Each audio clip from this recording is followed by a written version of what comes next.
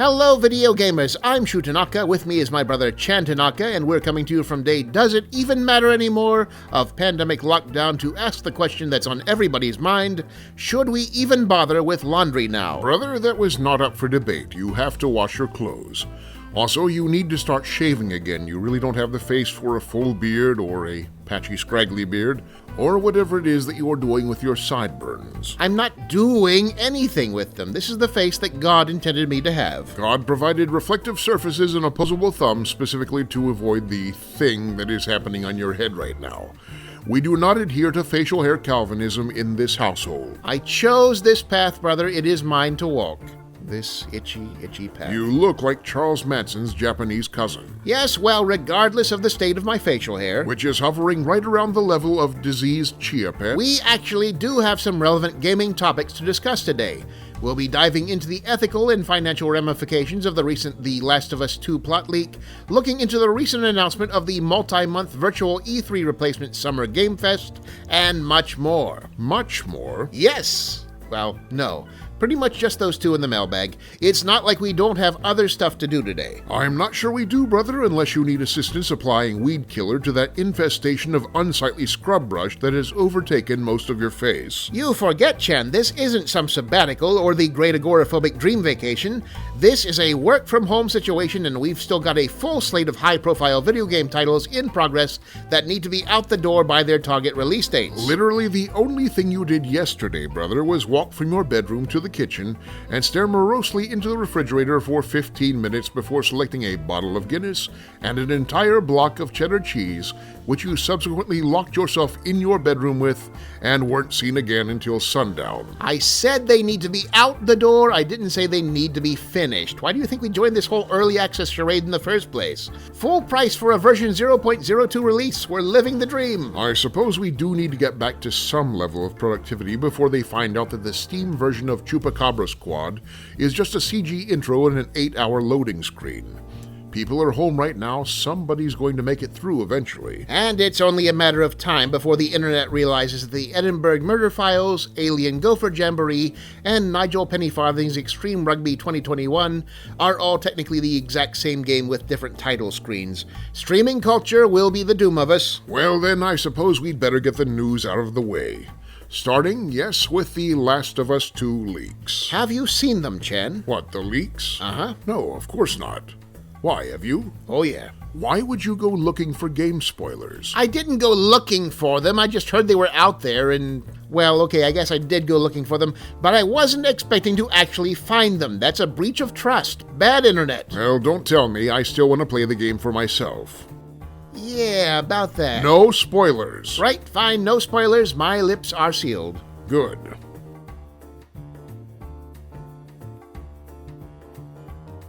You did have some sort of angle on the leaks beyond discussing the actual contents of them, I assume. Well, kind of. See, the substance is sort of relevant to the level of impact the leak may very well have on the game's release. Well, I still don't want to hear them. Right, certainly, I can respect that.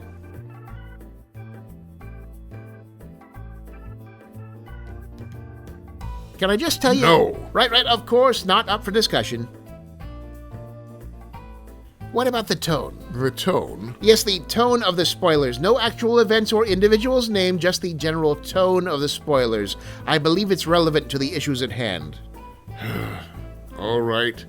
Video gamers, if you do not want to have the general tone of The Last of Us 2 leak spoiled for you, you may want to skip a couple minutes ahead.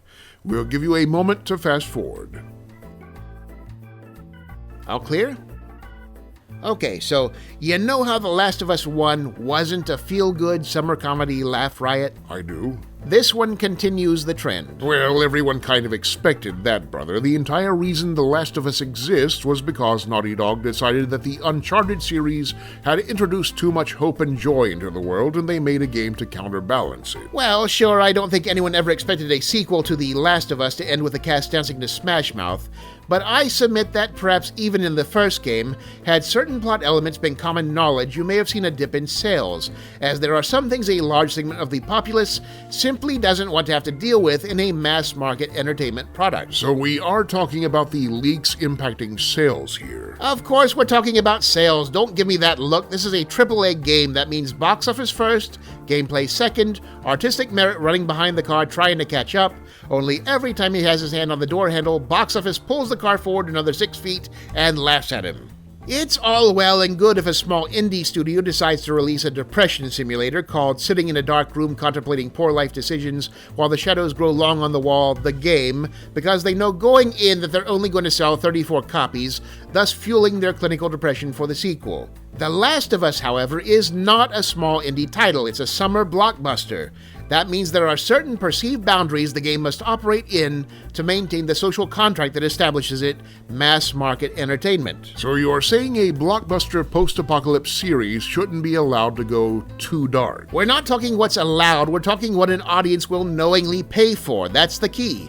You can spring all manner of unpleasant surprises on people and get away with it if the quality's high enough, but what if they're not surprises anymore? If the audience knows that halfway through your presentation you're going to let an angry badger loose in the theater for added verisimilitude, that's going to have a tangible effect on ticket sales. Does the Last of Us leak involve a badger? Not telling you, didn't want to hear. All I'm saying is that there may be reasons why this particular leak could be more damaging for Naughty Dog's long-term sales than a leak with the same level of plot impact but different particulars. And on that vagary, let's move on to the other big topic, the Summer Game Fest. A shining example of not feeling compelled to come up with an original name for a gaming festival that takes place in the summer. Throughout the industry, the ramifications of the 2020 Electronic Entertainment Expo being cancelled have been massive. Presentations have been scrapped, announcements postponed, while deer and coyotes have reclaimed the Los Angeles Convention Center. Now the Summer Game Fest has appeared in an attempt to lend some structure to the confusion in what was initially described as sort of an alternate E3 smeared over the course of several months, but now appears to be more of a coordinated directory of independent digital industry presentations taking place in roughly the same time period. Which is fine by me, because a multi-month E3, that smell was hard enough to wash out after one measly week. It was like a mix of body odor, corn chips, and wet dog. One year we had to burn our outfits. Confirmed participants include Bethesda, Activision, Sony, CD Projekt Red, Steam, EA, Microsoft, 2K, and more. What are your thoughts on this, brother? Well, we don't know much about it yet, do we? I think it's a step in the right direction so far as putting some structure back into the anticipated summer reveals, but as of right now, we don't know if this is going to be daily, weekly, if it's going to consist of hosted media briefings or interviews. I mean, E3 was only 3 days long, and that still ended up with a lot of filler material. How do you feel 3 months? Are we going to be getting daily 4-hour deep dives on titles like Farming Simulator? I understand that a significant portion of the content will include playable demos on both PC and Xbox. I can see that being an effective marketing tool while everyone's in lockup. Tell me, Chan, are any of our upcoming games in a fit state for a playable demo? Depends on how you define the word playable. Well, at the least, you want the controller to respond when And now that I think about it, how you define the word games. might need a little more time for polish. Right now, our big fall release, Arcane Sanitation Service, consists of a single logo screen that pops up, freezes, then crashes to desktop. Right, skip the demo and straight to early access. And with that, I think we're through with the news, which leaves only... Arnie's mailbag. Yeah! Where'd you come from? The filing cabinet. I was getting bored in my room last night, so I decided to camp out here. Guess I fell asleep. Well, that solves the mystery of the empty tin cans and hot dog packages all over the floor. Yeah, you probably won't want to file any important papers until I get a chance to straighten up a little. My campfire chili casserole got a little out of hand. Please tell us you didn't try to start a fire in here. Of course not. I just put the ingredients in a bowl, put the bowl on the PC tower, booted up The Witcher 3 with ray tracing and Hairworks active, and cooked it on the GPU. Arnie, is the PC still usable? Sure, I was able to heat up some nacho dip right after that. How about we read some mail before this comes to violence? What do you say, Arnie? Oh, well, okay. This first question comes from Serpent820, who writes, just rereading some of the earlier comics, whatever happened with Haxel the Gatekeeper and company? Are they still hanging out in a china cabinet? I believe they're talking about issue 2 of our comic book, in which our house was invaded by demons from hell, which we defeated by trapping inside various of the sundries inside Grandma Tanaka's knick-knack cabinet. Yes, not an easy episode to forget, that one. No, we actually donated all those now-possessed knickknacks to Amos Van Problem, curator at the Cursed Artifacts Depository at the local museum.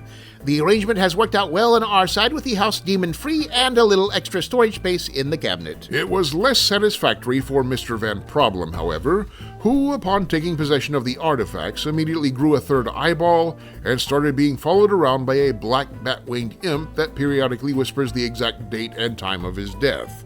But he assures us that's relatively common in his line of work. Next up is this one from Unabridged Gamer, who asks, what is the worst Silent Hill sequel? Well, the popular vote is likely going to be split somewhere between Silent Hill Homecoming and Silent Hill Downpour, both examples of a legacy franchise unsure of how to move forward. But if we're actually looking for a worst sequel, I give that nod to Silent Hill DX, a 2006 entry released solely in Japan for play, and we use that term loosely, on your great-grandmother's flip phone. The game was, of course, shovelware meant to capitalize on the Silent Hill brand, and if we're being honest, it's less reviled now than simply forgotten. There are scarce few screenshots or videos of it around, and as far as we can tell, it now exists only as a ROM floating around on the internet, ironically putting it in something of the same urban legend category as the infamous PT. Rumor has it that if you download and play Silent Hill DX on an emulator, 30 seconds later, it will crash. It was not well made. Still, kudos to the developers for staying true to the franchise and putting together a truly uncomfortable gaming experience. Anything else in the mailbag? Well, anything non-organic? I've got one last question, this one from Jinx97, who writes, does Chan have a goatee, or is that a cleft in his chin? It's been bothering me for a while. Oh, so it seems your facial hair is bothering people on the internet, brother. Better put it in a call to the burn ward. Yes, I would call the burn ward if I were you, brother. It might save them a trip if you let them know that's just how your face looks right now, that it wasn't the result of a flesh-searing grease fire. And to answer the question, yes, this is a goatee. And while I carefully wash and trim it every day, I'm afraid it will never serve as grand a purpose as my brother's facial hair, which he appears to be nurturing into some sort of habitat for stray endangered animals. You're just jealous that your whiskers can't achieve this level of luxurious volume. Can I try sleeping in there? All right, I'll shave. If you're enjoying this audio series, video gamers, be sure to like, subscribe, and turn on your notifications, because you never know when we might strike. If you really want to do us a favor, head over to our Patreon page and sign up, and we'll put your dollars to work entertaining you right back. Mo money, mo podcasts. Effectively and deeply awkwardly said, Arnie. Until next time, video gamers, this is Chan and Shu signing off.